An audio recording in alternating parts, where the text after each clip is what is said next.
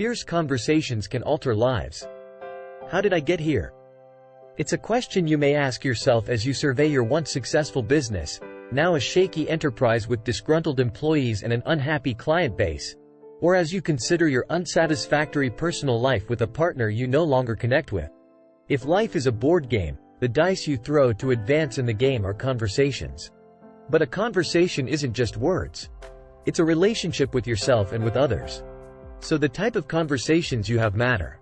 They're the difference between getting stuck at go and changing the whole trajectory of your life. Assuming you're interested in that second option, your conversations need to be fierce. Fierce conversations are powerful, passionate, untamed, and most importantly, authentic. They're the conversations the real you has, the version of yourself that might typically hide behind manners or behind fear. In a company where fierce conversations occur, employees feel included and invested in the company's overall success. Leaders are effective mentors, mediocrity isn't tolerated, and everyone feels comfortable and empowered to speak their truth. And at home, families and friendships can thrive in the safety of knowing that everyone's best interests are at heart, even if the truth is sometimes hard to hear. In the next sections, we'll lay out the 7 principles of fierce conversations that can help you rewrite your relationships. Find and honor everyone's truth. In the fall always of 2001, a crab fishery in the Bering Sea faced an odd situation. They'd received more than double their normal amount of orders from Japan. Why this spike in demand? Well, it was right after the 9/11 attacks, and many Japanese travelers had canceled their plans to visit the United States. They stayed home instead and ate more crab. What does this story illustrate? Well, illustrates that in life and in business, weird stuff happens often in ways we can't control. It's in the details of how we respond to these vagaries of fate that we either succeed or fail. The key is to understand that there is a multiplicity of truths, and the fiercest conversations will honor as many as possible. That's what the crab fishery did to deal with the sudden increase in demand, considering that the fisherman, accountant, salesperson and CEO all had a different context and truth. Here are the steps for including as many truths as possible when dealing with a business issue, with or without the crab. First, identify the issue in 1 or 2 concise sentences and categorize it.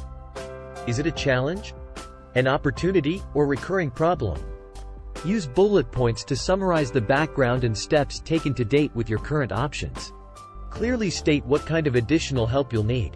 Second, set up a meeting and invite not just those who are directly involved, but also people who could be impacted downstream. When in doubt, include rather than exclude. Send context ahead of time and make it clear you expect attendees to prepare. During the meeting, discourage people from taking notes. Instead, insist on eye contact, ask for feedback and push for all sides of the issue. If someone doesn't contribute, call on them by name. If someone disagrees, respond with authentic and genuine curiosity rather than defensiveness. Finally, ask everyone to write down their solutions and read them out loud. Summarize what you heard. Give verbal thanks for participants' contributions and keep them posted about results. Honoring all their truths will lead to better, more nuanced outcomes for everybody. Always choose authenticity. You were in a meeting where your manager, Neil, wants input on why a recent campaign failed. Although you know that Neil's decision to greenlight an inexperienced contractor was the reason you keep your mouth shut, you don't want to lose your job. But imagine if you did speak up. Sure, Neil may give you the stink eye or worse. But because you've identified the problem at hand, Neil may also improve his vetting processes. Imagine that your authentic self, the one who wants to have this difficult conversation, is standing behind the version that's afraid to do so. To have a fierce conversation, you must step out from behind the inhibited you.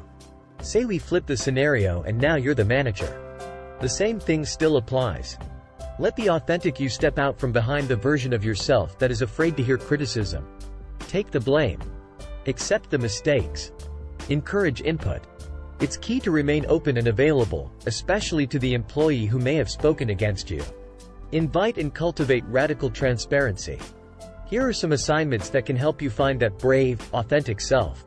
First, in a few words or phrases, write down how you feel about yourself, your life, and your work. Second, imagine if your life were a movie. What would the plot be? The conflict, the perfect ending? This fierce conversation is with yourself, but it affects all your relationships. Ask where you're going and why, who will go with you and how you'll get there. Third, determine the people you need to have fierce conversations with.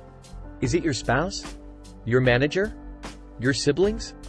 Write down what you'd like to talk about. Finally, identify one big issue you want to solve. Clarify it. Determine its impact and implications. Recognize how you've contributed to this situation and what resolution would look like. Commit to action by creating and signing a contract with yourself. These intentional clarifications and conversations are the foundation in your journey to finding your authentic self. The importance of being present. Sometimes being present means paying closer attention to what isn't said. Here's an example. During one of her Fierce Conversations workshops, Susan Scott asked the participant, let's call him James, to talk about a problem. She then divided the audience into 3 groups. She asked 1/3 of the participants to listen to what James said, a third to note his emotion, and the final third to pay attention to his intent. Standing in front of the room, James spoke of his struggles with weight gain and his intention to do better through exercise and eating better. Afterward, Scott asked the 3 listening groups to discuss what they'd heard. Group 1 repeated back the words that James had spoken. Group 2 noted that James appeared frustrated and embarrassed. But the third group's verdict was perhaps the harshest. They declared that James wasn't ready to do anything about his problem. James disagreed with them, but it didn't go unnoticed that he grabbed extra brownies during the next break. Fierce conversations go beyond the words that are spoken. Listening and observing play a crucial role in understanding intentions. One effective way to do this is by maintaining eye contact. That way you won't get distracted by other things in the room and can give the other person your full attention. Being fully present means you can delve deeper into conversations. You can even prepare for a fierce conversation by asking questions like, is there a topic you hope I won't bring up? Or if you had more time to devote to something, what would it be? During the actual conversation, you may have to bite your tongue, but avoid giving advice or making declarative statements. This is your chance to simply listen and be fully present, which is just as important as talking. Master the art of radical candor. As a manager, it can be tempting to put off the awkward conversations about a junior employee's less than stellar performance or a coworker's slow progress on a project. But delivering that feedback is beneficial to everyone. If you cringe at the thought of confrontation, don't worry. Scott has come up with a tried and true method of making the process of delivering feedback a lot easier. To start, you'll need to prepare a short opening statement that can be delivered in under a minute. In that statement, you'll cover 7 distinct parts. First, name the issue. For instance, you could say, Sam, I want to talk to you about how you lead meetings and the effect that has on the team. Use words like I want or I'd like, which are less anxiety-inducing than I need. Second, give an example. For example, I heard from some of your direct reports that you don't send out agendas and that meetings typically last 30 to 45 minutes past their scheduled end time. Third, explain your emotions. I'm worried about the impact this will have on morale. Fourth, describe what's at stake. You could say several employees have approached me about leaving the team because they feel frustrated about wasting time. Next, show your involvement. I should have stepped up earlier to give you this feedback before it became a topic of conversation, among others, and I'm sorry about that. Sixth, make it clear that you want to find a solution by saying something like I want to resolve this issue of inefficient meetings. Finally, issue an invitation for a response. Could you please share your feelings about this issue with me? Once you've delivered your opening statement, move on to the next step interaction. If the person you're speaking to deflects, gently bring them back to the issue at hand to wrap things up. Work toward a resolution. Come to a clear agreement not just about what has been understood on both sides, but about how things will proceed. The left-hand column. Imagine a sheet of paper with 2 columns. The right column contains the things that are actually being said. The left column contains what you think about what's being said. For example, let's say you're having a conversation with Jin, a friend who's considering applying for a promotion. Jen is worried that her qualifications aren't as strong as other candidates. Your right column might say the encouraging words you speak to Jin as her friend. I think you have a good shot. Then your left column might say, but I don't think you'll beat out Ernesto, who had that amazing presentation last week.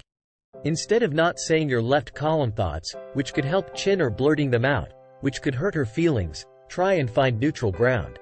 I think you should apply. I can work with you on practicing your presentation skills. The left-hand column is also a place to note observations. Scott offers the example of David, who was having difficulties dealing with his son Ron. Ron had gotten mixed up with a bad crowd, fought with his parents to the point of threatening to hurt them, and left home. During the conversation, Scott noted that David seemed blank, almost emotionless, as though he was speaking from within a fog bank. When she brought up this observation, David admitted that he had not allowed himself to feel any emotion since his son left, and that, yes, he saw himself as almost invisible inside a dense cloud. This insight helped Scott lead David to the next level of healing. We're often afraid of offending someone. It can be hard to say out loud what we're thinking inside because we're conditioned to be "nice." But speaking the left column's truth is the fierce thing to do. Temper your wake and practice silence.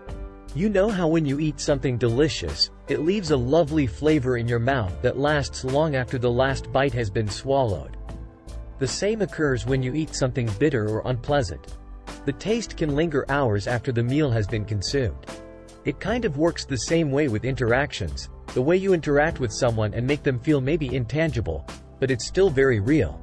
Scott calls this a wake, the feeling you leave behind when you're no longer there.